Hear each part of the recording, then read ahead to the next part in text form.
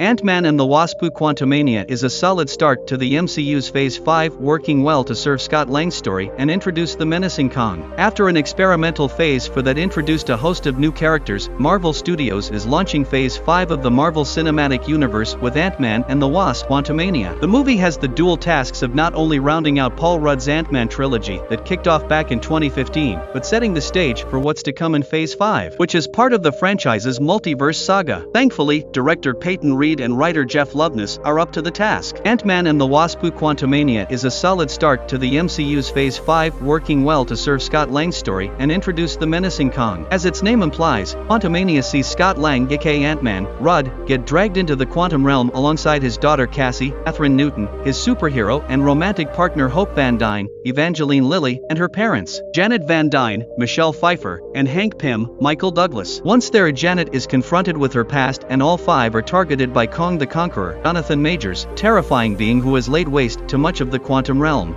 Working together, the family has to figure out a way to get home without letting Kang get free of the quantum realm. Quantumania is quite a different kind of Ant-Man movie. Whereas past films in the trilogy were much more grounded than other MCU movies and often had lower stakes, Quantumania takes its characters to a very fantastical world and raises the stakes exponentially. Still, Loveness and Reed managed to make the movie feel like it fits within the Ant-Man canon, due in large part to the characters. Rudd Scott Lang has been established and developed not only over the course of the Ant-Man trilogy, but other Avengers team-ups like Endgame and Captain America: Civil War. As such, his humor and his desire to be a good dad help to ground everything fantastical about the quantum realm and Scott's adventure. This also works well as a contrast to the movie's main villain, who, other than Scott, is Quantumania's primary focus. Kang is larger than life, speaking about time in a way that feels unfathomable to a regular human like Scott. And it's this contrast with Rudd's hero that makes Majors' villain so menacing. When Rudd and Majors are on screen together, Quantumania is truly exhilarating, showcasing exactly what makes the MCU so special: talented actors bringing to life these epic stories of good and evil. It helps that the remainder of the cast are exceptionally strong, too.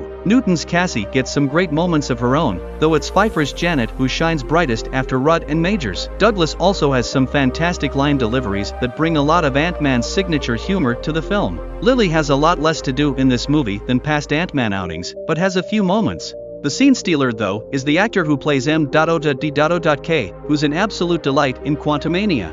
Overall, Ant-Man and the Wasp: Quantumania manages to successfully be both a fantastic addition to the Ant-Man trilogy, perhaps even the best of the bunch.